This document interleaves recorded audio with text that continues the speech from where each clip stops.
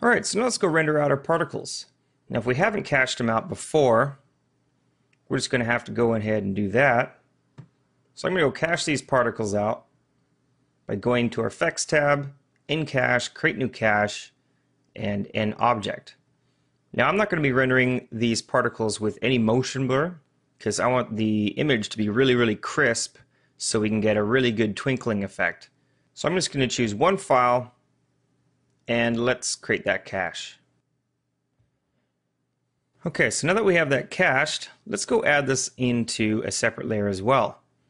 So I'm going to go and select my title, the ground, our spotlight, the camera, and our particles here. And let's add this on to a separate layer. And let's call this Pixie Dust. Okay, so just like our other layer, looks like we have to reapply these shaders. So let's apply the ground and our mesh, our cloth. Let's apply the cloth shader. And now for our, so now with our particles here, I'm just going to adjust the shader a little bit. I'm going to use the same preset that we had in our plastic here for our cloth. So I'm going to replace that, but I'm going to bring back the colors again here. And the one thing I want to do as well is I want to put some emission. So this is going to be casting light off the particles. And this is a really great feature that we have with the shaders in Arnold. So all of these are going to cast a little bit of light, a little bit of blue light in our scene. All right, so one thing I want to do now is I want the start of our particles by where our emitter is here. I want to create a little ball of light for where it's starting around to illuminate. So I'm just going to create a little sphere.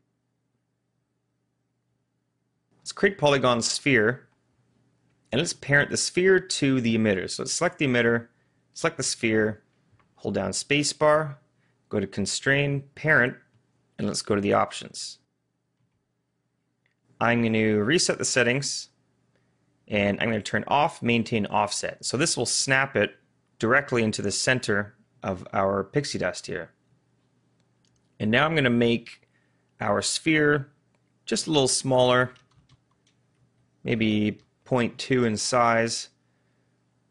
So now you can see where our particles are being birthed. We got this nice sphere that's going around the scene here.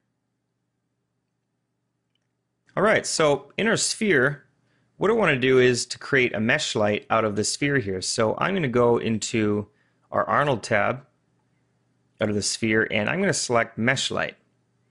And now this turns it into a light. So I'm going to create a blue light, and it's all going to come down to our intensity here. So one cool little trick that we can do, I kind of want to have this light flickering a little bit and not just be a constant light source. So if you go to our Arnold render view, let's just create an IPR here. So I'm just going to increase the exposure. Let's try something like 11. Maybe let's increase it to 20. You can see what's happening here. Out of our sphere that we have, it's now casting just a little bit of light into the scene. So what we're going to do is turn this down to a value I like, maybe something like 11. Or maybe 15. I want it to be really subtle. So now I'm going to write an expression in our exposure here to randomize the value of exposure every frame. So I'm going to type in equals rand and open bracket, and let's do a value of say 13 and then comma 16. So this is going to randomize a value between 13 and 16 every frame. Okay, so now let's just go back into our shaders here, and looks like we had some of our matte options on. So I'm going to turn the matte option for our ground. I'm going to turn this on, and for our cloth here, I want to make sure that the matte's on here as well. And for our polycube here, looks like I made a mistake. The diffuse color should be our blue here, and the matte color should be black.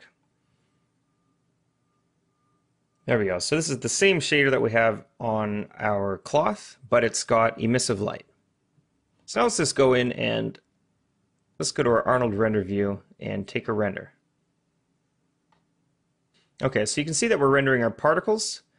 So I'm going to go and let's hide our particles. And let's not forget to add in our cube in our layer as well. So there we go. Now we have our instances. And you can see from the start of our particles, we've got this little ball sphere here. So one thing I'm going to do is, like I mentioned before, I'm going to turn off the motion blur